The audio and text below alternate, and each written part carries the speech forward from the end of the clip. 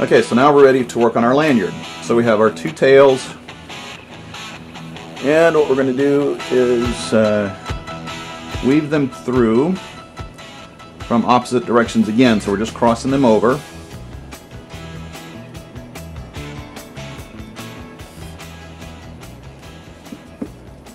Okay, and we're coming out this end. Let's get this back in place there.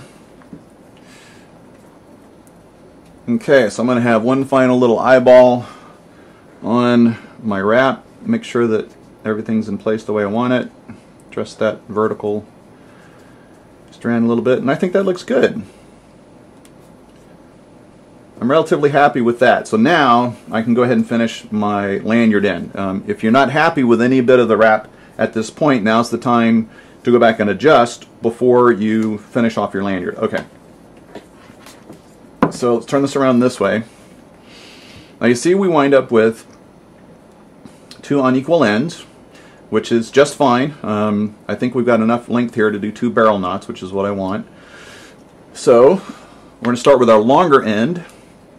And for a barrel knot, all you do is you take your working end and you're going to double it back on itself. Okay, so now it's coming back the direction it started from. And then you're going to do a series of coils around both of those lines, your working end and your tail end. And you can make this as big as you want. I'm going to do a 4-coil wrap on this end. Gives me just a little bit larger of a barrel knot at the base there of the breacher bar. And I'll show you what that's about. And feed it through. Alright, so now it's just about dressing that barrel knot down into a nice taut little bundle and the spot you want it. And so you just kind of work it with your fingers, adjusting the slack as you go. And then what happens is you get to the top of the knot, and then you find out where your ends wind up. So you can see I've got the ends coming out in different parts of that last loop, and I want both ends to come out in the same part of the loop.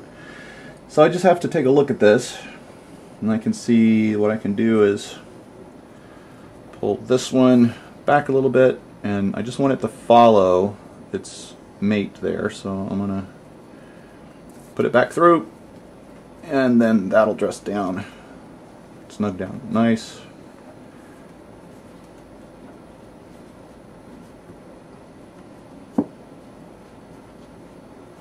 So I'm just pulling and helping it turn just a little bit with my fingers as I'm tightening that down.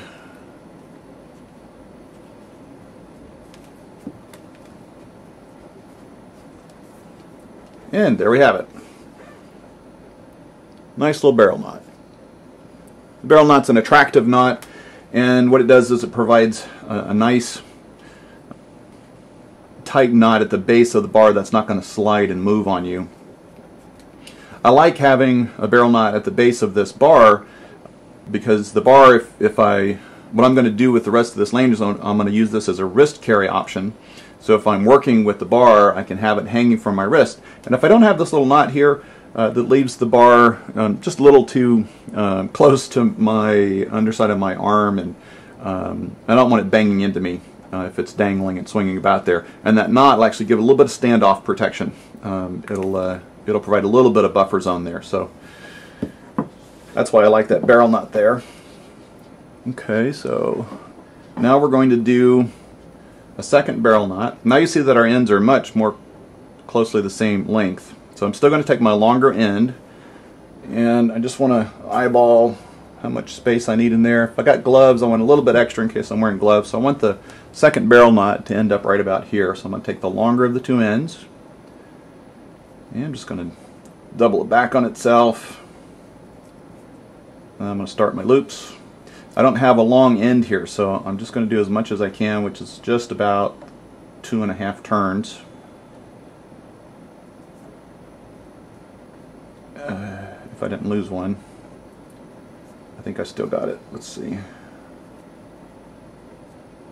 Yeah, I think that'll work. And I need this tail going up through here with that one. I'm sorry if I fell out of frame there. I didn't pay close enough attention. That's a real small barrel knot, but it'll do.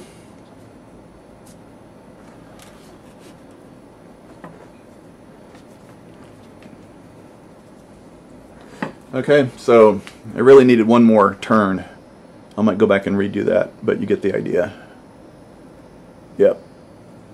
I mean, that'll do for now. And there I have enough length for a wrist carry, even if I have gloves on.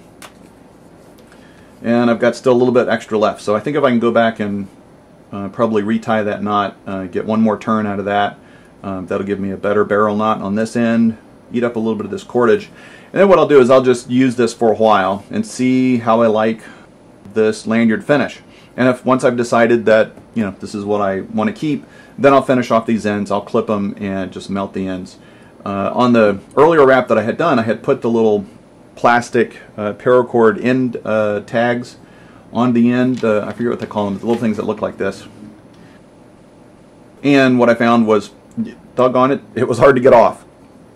And with a paracord wrap on a tool like this, you might actually need to use the paracord itself. In a particular situation you might get in, and that's one of the advantages for doing a paracord handle wrap, is you have that paracord available.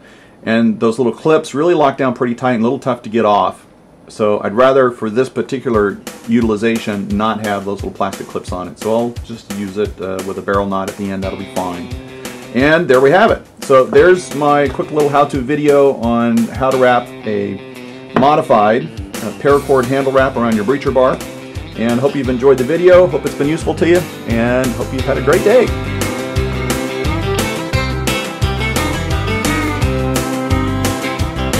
Well, way down yonder on the Chattahoochee, it gets hot.